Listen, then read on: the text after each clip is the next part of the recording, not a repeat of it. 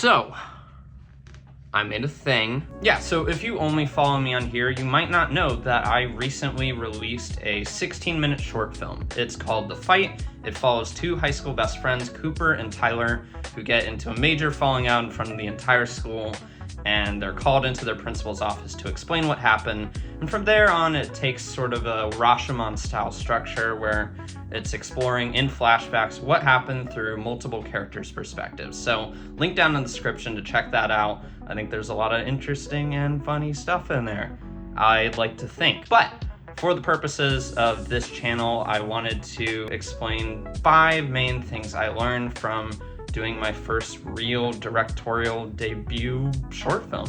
So without further ado, let's get into it. Number 1, always have a backup plan. This is probably obvious to most people, and this is frankly advice that I need to take to heart more for when I do my next project, but there are a lot of things that are gonna go wrong even when you're a very pragmatic person like I am. Like, I wrote this script in junior year of high school, so it was always intended to be shot in a school environment, using minimal locations. But even then, we had sort of an agreement with a professor to film in an office that wound up being closed during the weekend, and that's really the only time we were able to shoot. So we had to kind of, take the whole crew and scramble to find another location. So, when you're out scouting, just have sort of plan A, plan B, plan C if you can, because there are a lot of things that sound great in your head, but aren't really practical when you're doing sort of a guerrilla, low budget shooting kind of thing. There are a lot of shots that I wanted to do where I was like, wait, we can't really do that unless we had like a giant warehouse. Like, there's a wall right here, so we can't really pull back and create that illusion super easily. Didn't have a dolly for this one.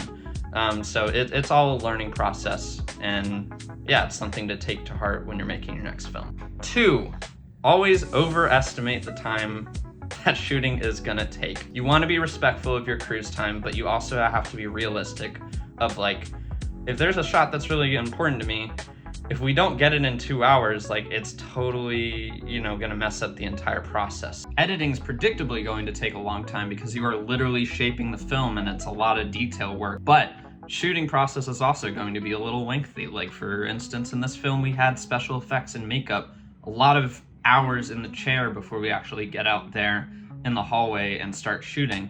So that's just something you're gonna have to deal with, that reality, if you really want to make something that you and your crew are proud of, especially when you're doing it for the first time. And like me, you're juggling a lot of tasks at once. I tried to be as efficient as possible, but there are some hiccups that happen along the way, and we have to take occasional lunch breaks and stuff like that. So The Fight was originally supposed to be shot over 3 days.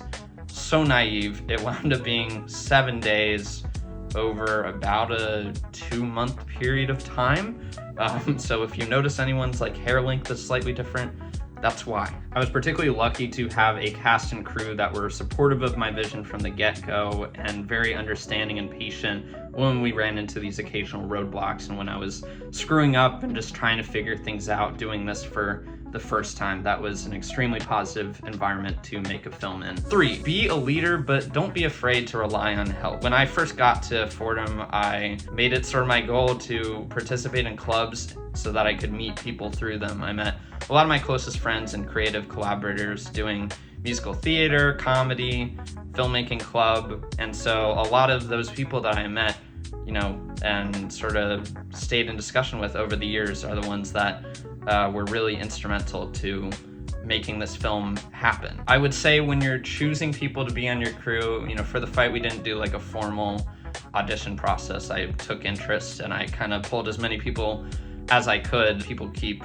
sort of crazy schedules. So what you really want to value is reliability. Talent is one thing, and I think everybody who worked on The Fight is incredibly talented. I was super privileged to have them on the team. But reliability, I think, is the utmost priority. You could have a Leonardo DiCaprio caliber actor, but if they never show up on set, that's not good for anyone. You want to make sure you have a very cohesive unit and just a close-knit team, and I'm really proud of the dynamic we were able to create in the making of this film.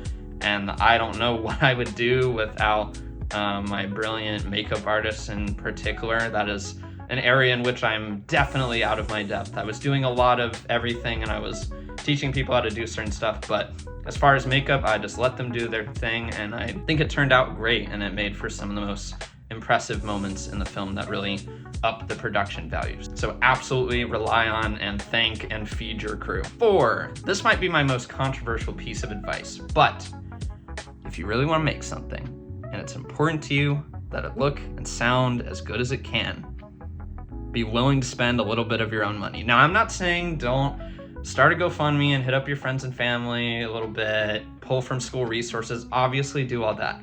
But I think if you're the director and you're sort of taking the charge on this project, a little bit of out-of-pocket investment goes a long way. You do not want to be running audio using the voice recorder on your phone. When people say anyone can make a movie on their phone nowadays, the sentiment behind that I agree with, that filmmaking is becoming more accessible and you shouldn't let not being a millionaire be a roadblock to you achieving your dream.